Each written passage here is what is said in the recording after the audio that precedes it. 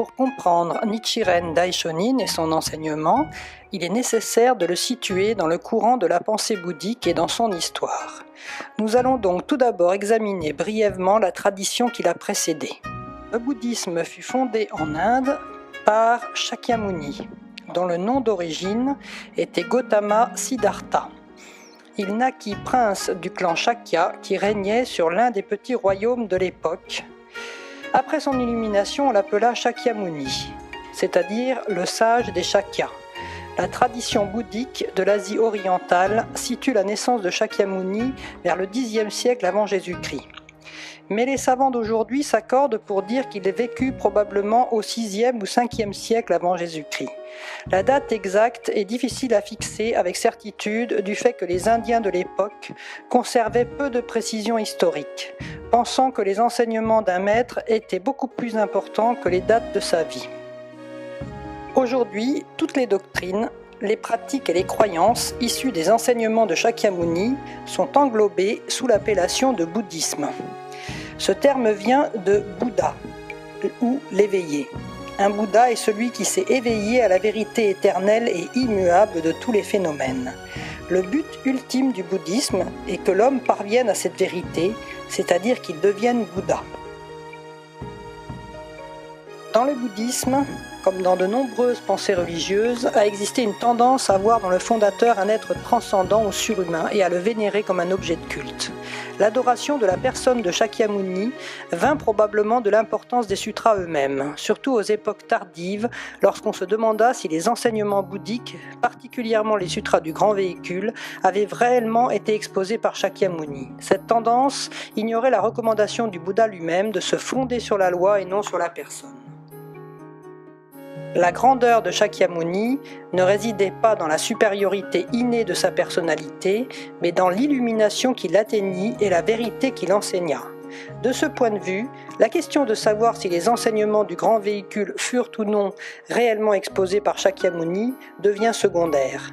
La valeur des sutras réside dans ce qu'ils enseignent plutôt que dans la personne qui les a enseignés. Les multiples sutras et textes dans lesquels sont consignés les enseignements de Shakyamuni peuvent être scindés en deux catégories. Les sutras provisoires et le sutra du lotus, que les bouddhistes de l'Asie orientale considèrent comme l'enseignement suprême de Shakyamuni, donné à la fin de sa vie. Selon les sutras primitifs, la vérité ultime est si profonde que même les disciples de Shakyamuni ne pouvaient jamais l'atteindre pleinement et ne parvenaient qu'à une illumination partielle. Le sutra du lotus enseigne en revanche que la vérité ultime, bien que en effet infiniment profonde, existe dans le monde phénoménal et que, en croyant et en pratiquant les enseignements du Bouddha, tous les hommes peuvent atteindre l'illumination. Grand maître Tiantai, également appelé Shiyi, 538-597, qui fut peut-être le grand savant bouddhiste en Chine, étudia tous les sutras de Shakyamuni et établit un système détaillé et complexe de classification. Son analyse minutieuse aboutit finalement à ces deux catégories fondamentales. En d'autres termes, il établit la suprématie du sutra du lotus, qui révèle la véritable intention de Shakyamuni: permettre à tous les êtres humains d'atteindre la bodhéité. Si le but de Shakyamuni était de transmettre à tous l'illumination qu'il avait atteinte, comme en témoigne le Sutra du Lotus, la question se pose alors de savoir pourquoi il exposa tout l'enseignement provisoire. Par ailleurs, les systèmes qui se répandirent à travers l'Asie orientale après la mort de Shakyamuni se fondaient pour la plupart sur les sutras primitifs, dits provisoires. Le Sutra du Lotus ne jouit d'une large estime qu'après l'introduction du bouddhisme en Chine. Et, même à cette époque, l'approche de ce sutra resta théorique.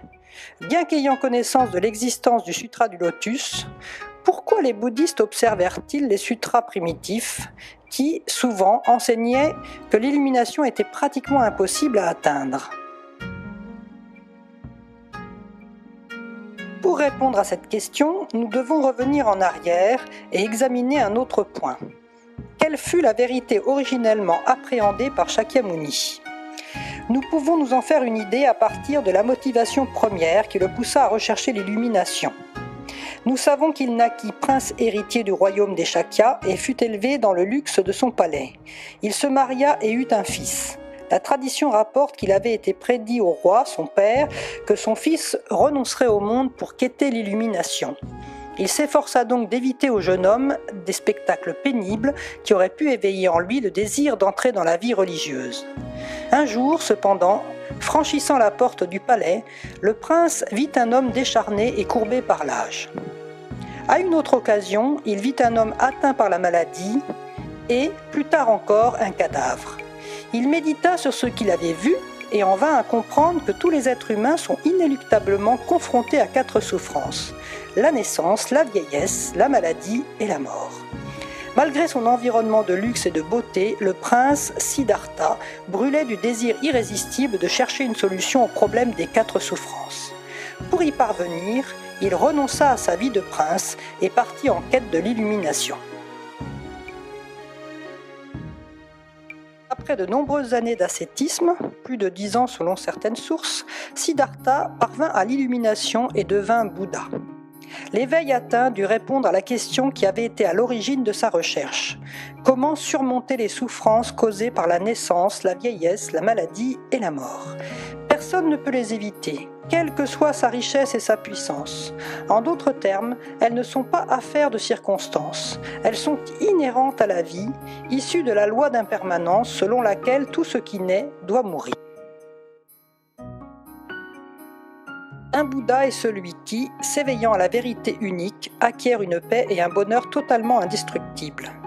Parce que la souffrance vient de l'impermanence, on ne peut la surmonter qu'en transcendant l'incertitude de la vie. Au fond de tout ce qui vit et meurt, gît la loi éternelle et immuable, ou réalité ultime de la vie, qui transcende à la fois la naissance et la mort. La création du Bouddha fut son éveil à la réalité de cette loi. Le Bouddha Shakyamuni enseigna le Sutra du Lotus afin de guider tous les hommes vers le même éveil. Mais avant de pouvoir révéler la profondeur de son illumination, il devait tout d'abord y préparer ceux qui l'écoutaient, dans la mesure où il n'était pas encore capable d'avoir une compréhension juste de son enseignement. Il n'était même pas conscient de l'incertitude et du caractère éphémère de tous les phénomènes de ce monde, et encore moins de l'impermanence, cause fondamentale de l'angoisse humaine. Il était donc impératif pour Shakyamuni d'enseigner d'abord que tous les phénomènes de ce monde étaient soumis au changement et à la disparition. Il expliqua ainsi que les souffrances naissaient de l'attachement à ce qui était transitoire et vain. La conclusion de ces enseignements primitifs devint la base du petit véhicule, appelé aussi Theravada ou Hinayana. Ensuite, ayant éveillé ses disciples à la réalité de l'impermanence et à la vanité de s'attacher à des objets transitoires, Shakyamuni affirma l'existence d'une vérité éternelle et immuable. Cependant, ayant tout juste saisi l'impermanence des phénomènes, ses disciples ne purent comprendre d'emblée que la vérité ultime n'était pas séparée des phénomènes. Shakyamuni dut donc enseigner qu'elle était extérieure à ce monde troublé et transitoire. Il exhorta ses disciples à aspirer à cette vérité et à développer la sagesse nécessaire pour l'appréhender. Ces enseignements constituent en partie la doctrine provisoire du grand véhicule, le Mahayana. Au stade auquel il exposa le petit véhicule, Shakyamuni ne put qu'enseigner à ses disciples de rejeter ce monde afin de leur permettre de rompre leur attachement aux phénomènes transitoires. Dans le grand véhicule provisoire, il employa des métaphores destinées à susciter l'enthousiasme nécessaire pour aspirer à la vérité ultime, expliquant que cette vérité existait dans un autre monde, semblable à un paradis, loin de cette existence troublée. Donc, comme le petit véhicule, le grand véhicule provisoire souligne la difficulté d'atteindre l'éveil à la vérité ultime. L'enseignement provisoire visait à développer la sagesse des disciples et leur faculté de compréhension. Après la mort du Bouddha, ces sutras furent naturellement utilisés dans cette même intention. L'important à retenir est qu'ils ne révèlent que des vérités partielles, mais ils permettent de développer la sagesse qui ouvre l'accès à la vérité ultime. En bref, ces sutras ne valent que lorsqu'ils sont utilisés dans la perspective de la vérité ultime et totale. Toutefois, Confondre leurs enseignements avec la vérité ultime elle-même et ne compter que sur eux reviendrait à errer davantage que ceux qui n'ont jamais compris l'impermanence des phénomènes. Si une majorité d'hommes commettaient cette erreur, les sutras provisoires seraient cause de plus de mal que de bien. Prévoyant qu'il en serait ainsi, le Bouddha Shakyamuni enseigna le Sutra du Lotus. Même de son vivant, certains disciples s'en tinrent exclusivement aux enseignements provisoires. Par exemple, Shariputra et Mahakashyapa. Deux de ses principaux disciples s'attachèrent aux enseignements primitifs qui soulignaient l'impermanence des phénomènes. En conséquence, Shakyamuni dut être assez sévère avec eux afin de briser leurs attachements et de les guider vers un niveau supérieur de compréhension. C'est pourquoi nous lisons souvent dans les sutras exposés avant le Sutra du Lotus qu'il réprimandait sévèrement parmi ses disciples les hommes des deux véhicules, donc étude et absorption, et leur disait qu'ils ne pourraient jamais atteindre l'illumination. Dans le Sutra du Lotus, cependant, il enseigna que tous les hommes avaient la possibilité d'atteindre la bouddhéité, même ceux des deux véhicules. La raison en est que le Sutra du Lotus contient la vérité ultime, contrairement au Sutra primitif qui n'en exposait que certains aspects. En outre, le fait que le Sutra du Lotus renferme la vérité ultime en fait un enseignement propre à être propagé en vue de l'illumination des hommes du futur, à une époque de confusion issue de l'attachement aux vérités partielles. Quelle était donc cette vérité ultime que Shakyamuni souhaitait enseigner dans le Sutra du Lotus ? Le chapitre 2, moyen, Hoben, affirme qu'aucun phénomène ne diffère de quelque manière de la vérité ultime de la vie, et que tout dans l'univers en est la manifestation. Il déclare encore que la sagesse du Bouddha est inhérente à tous les hommes et que Shakyamuni a fait son apparition dans le monde parce qu'il souhaitait éveiller chez tous la sagesse du Bouddha pour la leur montrer, les amener à la saisir et à y accéder. Cela montre clairement que les enseignements révélés dans le Sutra du Lotus surpassent les sutras antérieurs, selon lesquels la vérité ultime transcende ce monde phénoménal et la sagesse du Bouddha diffère totalement de celle du commun des mortels. Il est également évident, sachant ce qui amena Shakyamuni à chercher l'éveil, que au-delà du cycle des naissances et des morts et des autres phénomènes transitoires, existe une vérité éternelle et immuable, et qu'en s'y éveillant, on peut surmonter les souffrances de ce monde. Cependant, ce qu'est spécifiquement cette vérité ultime, le Sutra du Lotus ne l'établit pas clairement. Les disciples, tels Shariputra et Mahakashyapa, furent capables de saisir la voie directe menant à l'illumination lorsqu'ils entendirent Shakyamuni enseigner la vérité ultime dans la première partie du Sutra du Lotus, bien qu'il ne l'ait pas définie concrètement. Selon le sutra, ils avaient originellement entendu Shakyamuni parler du Sutra du Lotus de nombreux éons, c'est-à-dire une durée vraiment très longue auparavant, à une époque inimaginablement éloignée dans le passé, appelée Sanzen Jintengo, lorsque Shakyamuni était le 16e fils du Bouddha, Mahābhijñāna Bhikkhu, Daitsu Shisho en japonais. Ayant donc déjà reçu cet enseignement de Shakyamuni, ils purent saisir immédiatement, en l'entendant, ses explications même indirectes sur la vérité ultime dans la première partie du Sutra du Lotus. Pour récapituler, on peut considérer les 42 premières années comme une période où Shakyamuni exposa des enseignements préparatoires. Il visait à éveiller la sagesse des hommes et leur faculté de compréhension afin de les amener à la vérité ultime. Cette dernière est implicite dans son enseignement définitif du Sutra du Lotus, dont il est dit qu'il fut exposé dans les 8 dernières années de sa vie. Le Sutra du Lotus est le cœur de tous ces enseignements. Mais, comme nous l'avons vu, il ne définit pas explicitement la vérité ultime de son illumination. Il s'ensuit que le Sutra du Lotus ne serait une source de bienfait que pour ceux qui auraient déjà acquis la sagesse nécessaire pour comprendre clairement la véritable intention de Shakyamuni. Faut-il alors en conclure que le Sutra du Lotus ne fut enseigné que pour les contemporains de Shakyamuni, qui, ayant été formés par lui, pouvaient comprendre l'essence de ce sutra ? Cela viendrait à contredire l'affirmation de Shakyamuni lui-même, selon laquelle son but était de mener tous les hommes à l'illumination. Pour voir le problème avec plus de clarté, il faut prendre en compte la dernière partie du sutra. Les 14 derniers chapitres du Sutra du Lotus, qui représentent les 3/4 de son contenu, révèlent à qui revient la tâche de propager le bouddhisme après la mort de Shakyamuni, pour le salut de ceux qui, n'ayant pas été formés par le Bouddha, ne pourraient parvenir à l'illumination grâce à ses enseignements. Pendant que Shakyamuni enseignait le Sutra du Lotus, des bodhisattvas, tels Manjushri et Maitreya, l'implorèrent de leur confier cette difficile mais grande mission. Shakyamuni repoussa cependant leur requête et chargea de cette tâche une foule de bodhisattvas que personne n'avait jamais vus et qui émergèrent de terre. Maitreya demanda alors qui étaient ces bodhisattvas inconnus. En réponse, Shakyamuni révéla que son illumination n'était pas simplement le résultat des austérités qu'il avait pratiquées en Inde pendant cette vie, il était parvenu à la bouddhéité suprême dans le passé incommensurablement lointain de Goyaku Jintengo, encore antérieur à Sanzen Jintengo dont on a parlé tout à l'heure. Il déclara qu'il avait depuis lors enseigné tous ces bodhisattvas. Dans cette dernière partie du sutra, qui traite de la propagation dans l'avenir, il semble qu'il y ait une omission importante.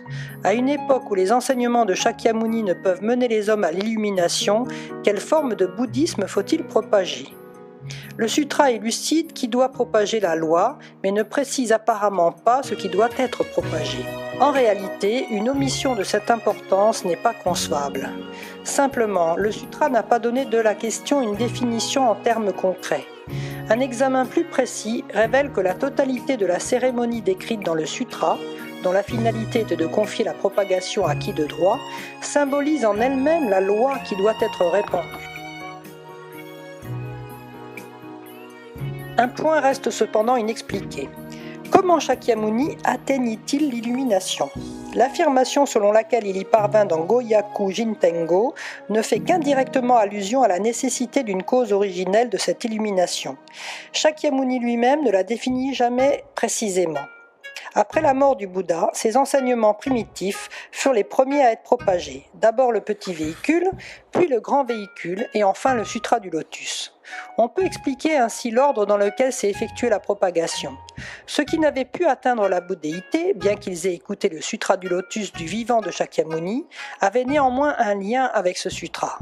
Lorsqu'ils renaquirent dans la période de la loi correcte, Shōhō, et celle de la loi formelle, Zōhō, les 2 premiers millénaires environ après la mort du Bouddha, ils purent accéder à la vérité enseignée dans le Sutra du Lotus au moyen du petit véhicule ou du grand véhicule provisoire.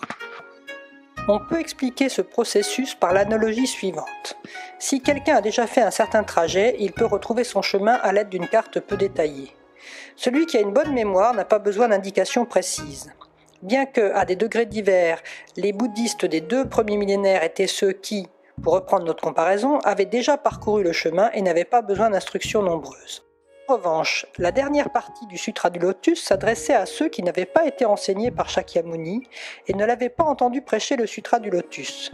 N'ayant jamais fait le voyage, ils ne peuvent trouver leur chemin avec des indications incomplètes. Lorsqu'ils parviennent aux vérités partielles révélées dans les sutras primitifs, ils ont tendance à les prendre pour la vérité ultime puisqu'ils n'ont jamais entendu le Sutra du Lotus qui intègre toutes les vérités partielles en un tout parfait. L'époque à laquelle ils vivent est appelée dernière période de la loi, Mappo. Elle suit les 2 premières dont nous avons parlé. La période de la loi correcte est celle au cours de laquelle le bouddhisme prospère et guide sans faille les hommes vers l'illumination. La période de la loi formelle est celle pendant laquelle le bouddhisme est établi dans la société d'une façon formelle, mais son esprit originel commence à décliner. Dans la dernière période de la loi, le bouddhisme perd tout pouvoir d'aider les hommes. On considère traditionnellement que les 2 premières périodes durent 1000 ans chacune, tandis que la dernière est de 10 000 ans et plus. Cette division en périodes résulte d'une vision globale de l'histoire du bouddhisme. Après la mort de Shakyamuni, le bouddhisme fut d'abord florissant et prospère, puis il déclina graduellement, plus ou moins vite selon les pays. L'examen de son histoire en Inde, en Chine et au Japon permet de situer la phase de transition d'une période à l'autre dans chaque. Le bouddhisme étant né en Inde, c'est là qu'il prospéra puis déclina en premier. Vers le IIe siècle, pendant le règne de Kanishka, il présentait déjà les caractéristiques de la période de la loi formelle. C'était l'époque de la construction de temples splendides abritant une pratique formelle faite de cérémonies et de rituels. En Chine, l'histoire du bouddhisme ne commença que vers le milieu du 1er siècle de notre ère.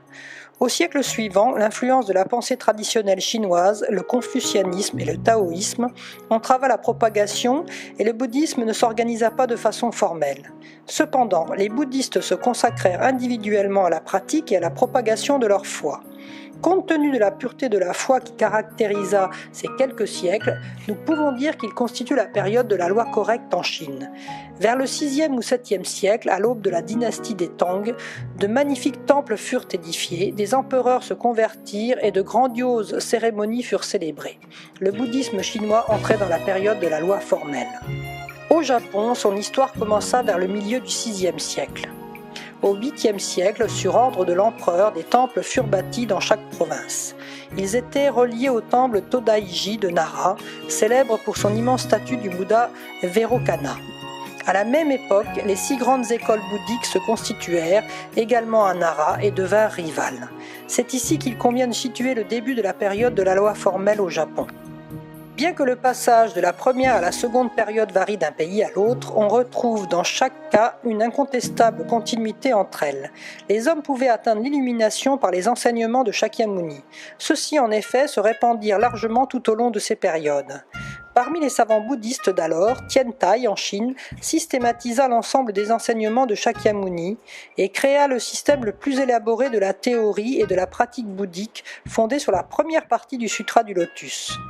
Dengyo 767-822 fut à l'origine de l'entrée au Japon des enseignements de Tiantai.